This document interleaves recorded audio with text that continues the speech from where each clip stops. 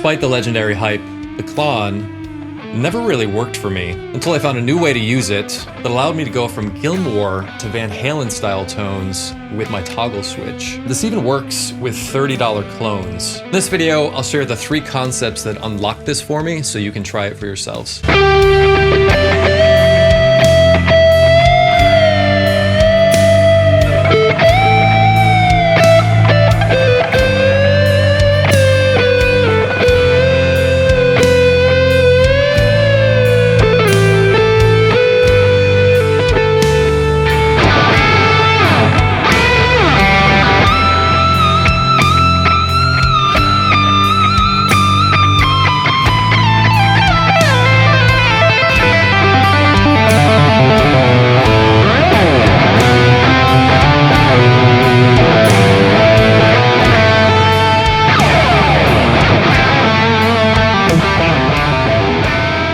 If you're new here, welcome. If you came in off the recent PRS versus Gibson comparison video, that was a ton of fun. And if you're a regular viewer, let me know if you've noticed anything new around here. And I'm not going to give you any clues. And we'll save that for a future video. But in this video, we're going to talk about something a little different. That is the Klon. This has become a go-to pedal for me, but that wasn't always the case. When I first got the pedal, it didn't sound bad, but it also didn't really work for me. I tried it in many scenarios, but I found that my go-to pedals kept beating it out. For Edge of Breakup, I preferred the transparency of my Jan Ray.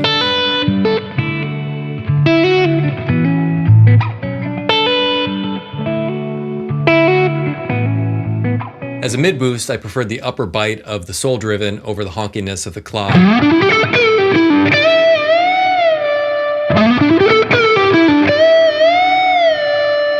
And for crunch tones, I preferred the more full amp-like characteristic of my ODR1.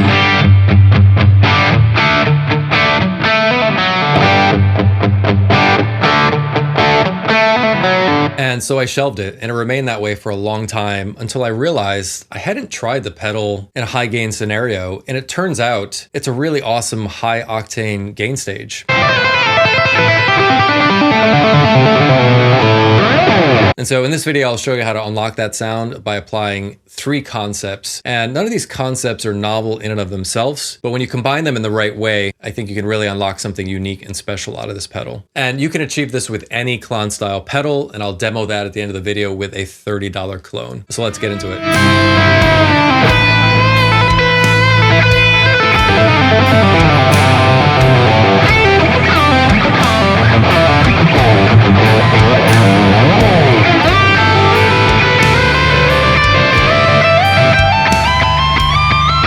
So if you like what I'm doing here, check out the links in the description below for some cool stuff, including backing tracks like the one in this video, along with some lessons and some additional tone breakdowns, along with my original music. So the first of the 3 concepts to get your Klon style pedal to take you from Gilmour to Van Halen style tones is to crank the gain. Now, there's more to this than meets the eyes, and I'll unpack that in a moment. But first, I think it's important to talk about why it took me so long to try this pedal in a high gain setting.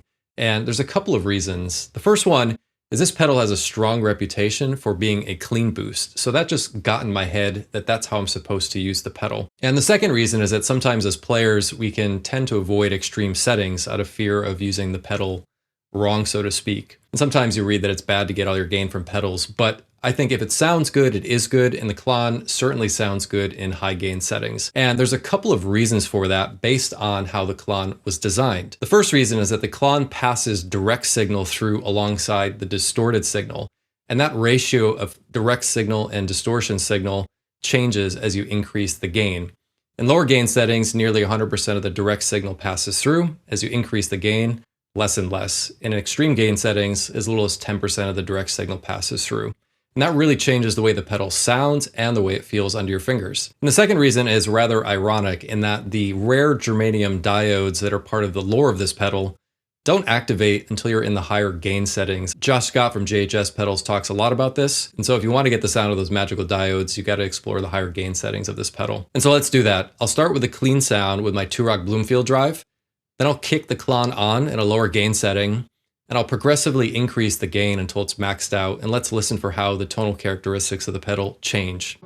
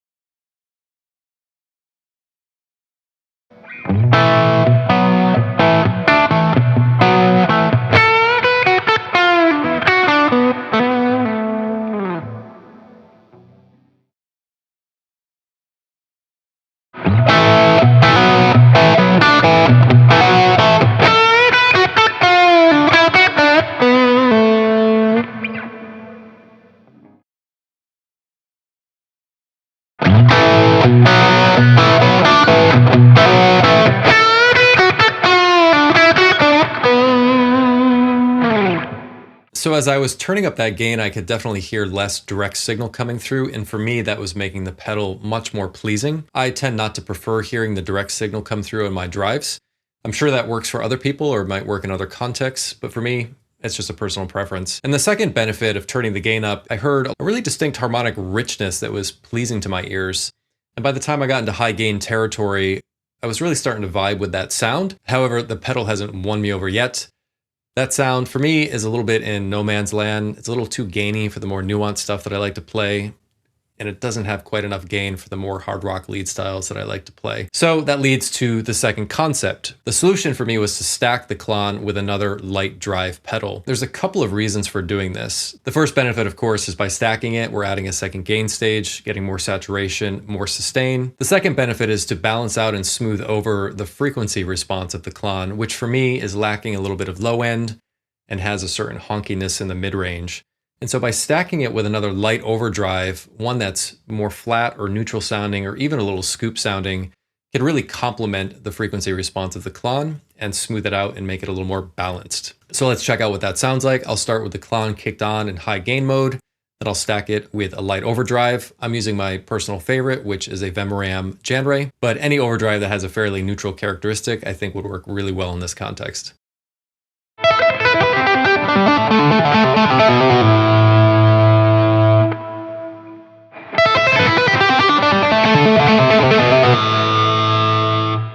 And so for me, that gave the Klon the little nudge it needed to get into hard rock lead territory. More sustain, more harmonically rich saturation. The strings started to feel much more fluid and liquid under my fingers. Hammer-ons and pull-offs became easier and they speak more. And all in all, it's just a much more fun and exciting sound. And so now that we got this Klon screaming, it's time to apply the third concept to get a little more versatility out of this sound. When I'm improvising, I like to be able to go from sweeter, more expressive, nuanced tones to all-out rocking tones as instantly as possible.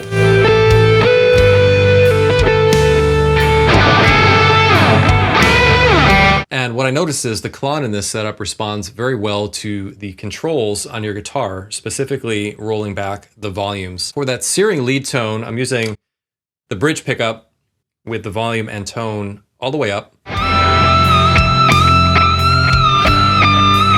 But I notice when I dial back the neck volume control to about 8, it really sweetens up the sound.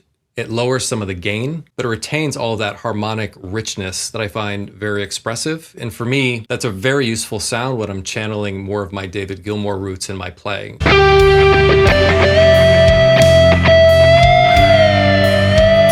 Now, it doesn't sound exactly like David Gilmour. He doesn't use a Klon, nor does Eddie Van Halen use a Klon, but these tones really do work in those styles. And so what I'll do in this next sound demonstration is I'll start in the neck pickup with the gain all the way on 10, and then I'll roll it back different degrees to hear how the character of the tone changes. And the sweet spot for me was around 8, and that's the setting that I used in the intro music, where I was playing the more ethereal, bendy, laid-back melodic parts.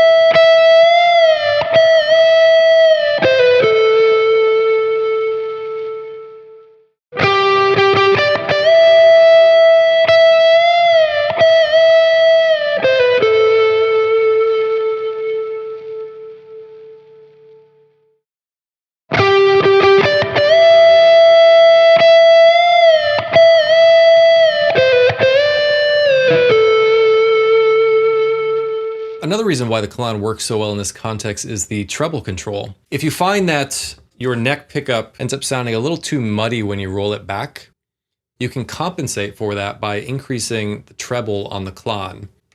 And then when you switch to the bridge, if you find it ends up being too brash or too bright, you can just dial that back with the tone control on your bridge pickup. So if you're digging these tones, but you don't have a Klon, let's see how close we can get with a Klon substitute. Now, I bought my Klon back in 2015. I'm the original owner. It's the KTR version, which was the first manufactured run of these pedals. It does have the German diodes, and I paid $250 new for it. Now, the prices on Klons, the original ones and the KTRs, really have gone off the rails. The KTR version peaked a couple years ago around $700 or $800. The market's cooled off a bit, but they're still well over the $500 mark. And while I did consider selling this pedal numerous times, I decided to keep it when I discovered this use case for it. But if I had to do it all over again and pay the current market prices for one of these, I'm not sure I would. So that got me thinking, how close to the sound can I get by swinging the pendulum the other way and buying the cheapest Klon clone that I could find? So I went with the Mosky Golden Horse. This cost me $30 on Amazon. So we'll see how close this pedal can get as a substitute for my KTR. And you may be thinking, hey, Jonathan, how much does that Jan Ray contribute to the secret sauce in this setup? So I went and found a cheaper alternative for the Jan Ray as well. I bought the K-Line Pure Sky from Amazon, also for $30. This is a clone of the Timmy, and the Jan Ray is heavily inspired by the Timmy as well. So let's check out how these substitutes sound. I'll start with the KTR into the Jan Ray,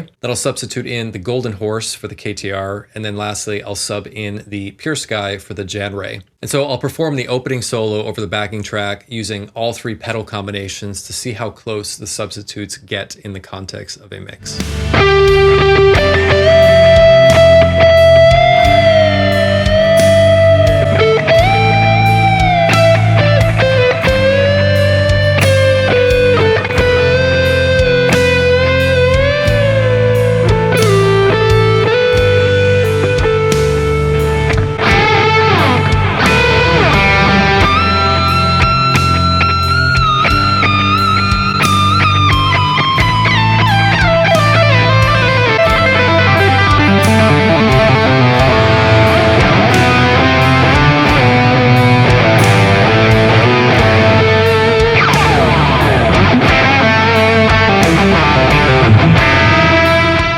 So I'm very curious what your thoughts are here. I wasn't super surprised by the results. I thought the substitutes did a remarkable job of providing the same functionality of getting a really great screaming rock lead tone, one that can easily switch over to a more soulful, expressive sound by just dialing back the neck volume control. I did slightly prefer the original pedals, the KTR and the Jan Ray. The KTR did sound a little more harmonically rich to me and felt a little better under the fingers, but the difference was fairly small. The Jan Ray, when I compare that to the Pure Sky in isolation without the Klon style pedals in the chain, there's a bigger difference between those two pedals. The Jan Ray is a lot more nuanced and pleasing to the ears. However, the difference wasn't as pronounced when stacking the two pedals together. So I think the Pure Sky worked really well in this setup. And I would love to know what differences you're hearing, especially in the context of the mix. Let me know which pedal combinations sounded best to you. If you're digging these tones and you don't have a Klon and you happen to be a Tonex user, I got you covered.